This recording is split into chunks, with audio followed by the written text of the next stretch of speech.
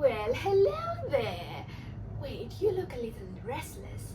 But well, sit down and let me tell you about a girl I once knew.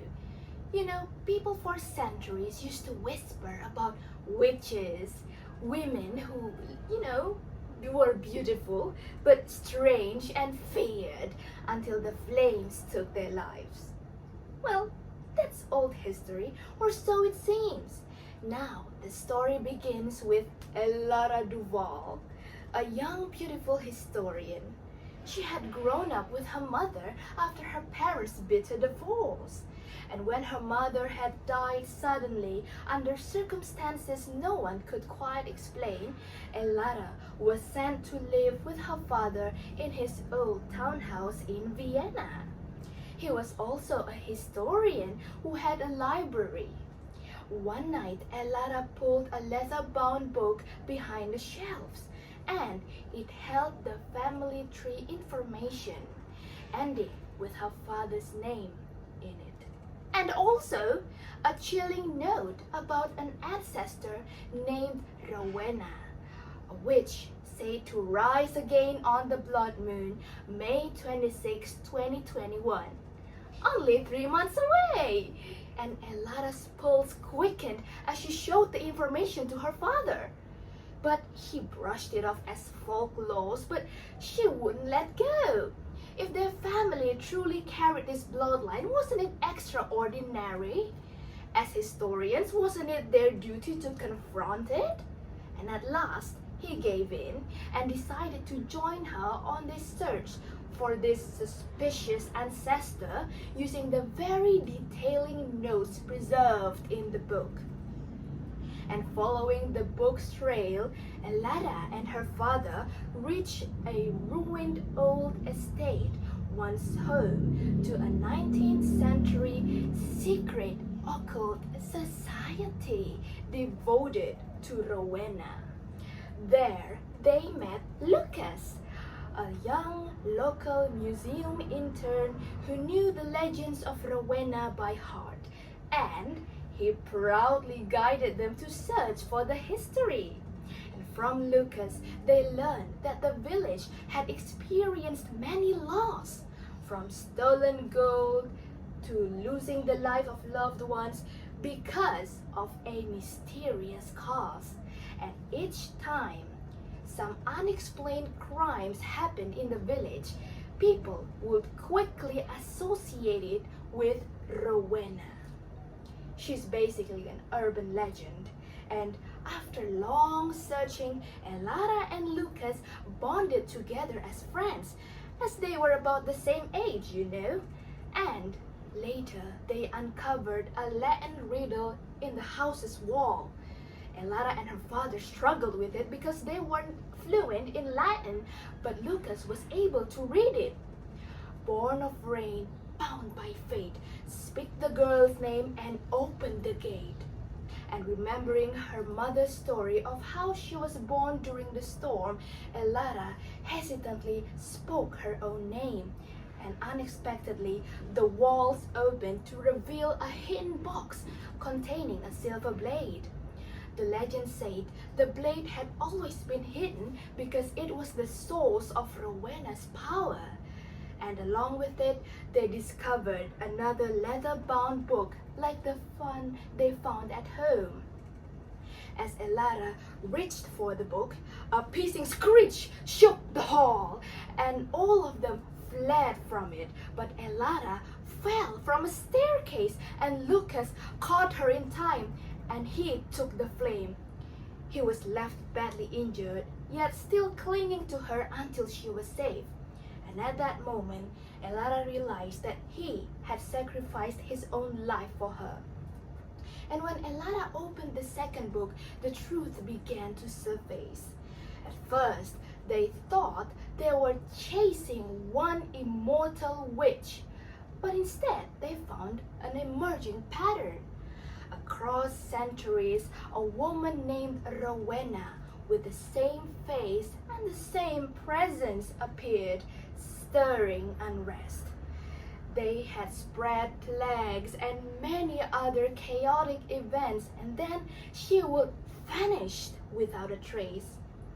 People believe that Rowena never aged, but in truth, Rowena was not one woman at all. Instead, she was a lineage. Daughters from her family were trained to carry her name, keeping the illusion of immortality alive through secrecy and manipulations. The persistent similar phase for centuries of Rowena could happen only because of her offsprings genetically looked like her, and thus it created the illusion of Rowena being immortal. This Rowena had haunted the entire town for centuries, regarded as a powerful, immortal witch, terrorizing innocents through her foul, dark magic practices. And everything was noted down carefully in that book. Elara was furious to learn this fact. What is this? All this time our family was bound by fraud? Father, we have to stop this. This is madness and I have to tell the world about it. This is not real. This is not right, said Elara. Her father's silence finally broke at last. He confessed about what he had hidden. First, he confessed that he was also a member of the secret occult society, and Elara was meant to be the next Rowena. The occult society had demanded it. At first, to keep his family safe, he had concealed their existence, carrying the dark legacy in secret, waiting for the day it will fall to his daughter. But her mother had resisted. She hated the idea that Elara would be forced into this path. And then they argued, and their arguments led to divorce. Before she died, her mother left the book as a warning for her child, and Elara was shocked to learn that she was not meant to hunt Rowena at all. Instead, she was the heir. The prophecy of the blood moon was not about Rowena's return, but about Elara's own awakening. Her father begged her to accept it, to carry the dark legacy as their ancestors had. Oh child, please, history belongs to those who dares to hold power, he said. But Elara only looked at the blade, at Lucas, who had nearly died for her, and at the blood moon rising closer. That night was indeed the night of the blood moon, and suddenly many people in dark robes and masks surrounded them. They were the members of the occult society, and tonight they had gathered to mark Elara's awakening. You shall embrace your fate, or you will destroy your own bloodline, said one of the members. Oh, yes, dear. Yes, you have to inherit the power and control over this huge society at the very least. You have power. That's why I agreed to go on this journey. Because no matter what I tried, no matter what I do to hide from you, it is your destiny and you kept circling back to it.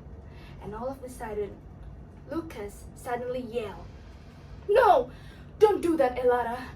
You have come this far. Do not become the very thing you swore to stop," said Lucas. And then Elara closed her eyes and she finally chose not to become Rowena. Her father looked at her with rage and disappointment, calling her a traitor of blood, but she turned away from him. She was about to run from the building together with Lucas, the only person she could ever trust, but there were too many occult society members trying to capture her. And at that moment, they were trapped on a balcony, and she planned the unthinkable, to sacrifice herself as a distraction so Lucas could run and use the books and letters to expose the truth. At first, Lucas disagreed, but Elara told him that it was the only way. So she gave him the book and wrote down her father's address so he could find the first book alongside many other pieces of information. She then stabbed herself with a silver blade and threw herself off of the railings. The blade, once meant to bind Rowena's power, now became the one to end her. And Lucas, he silently ran away, holding back tears, leaving her being surrounded by the occult society members. Gasps, shrieks, cries, all blurring into one. He did what she said. He traveled and didn't waste any time, and he found every evidence she told him. She then published them through historians, archivists, scholars, turning her family's monstrous secret into knowledge for the world to learn.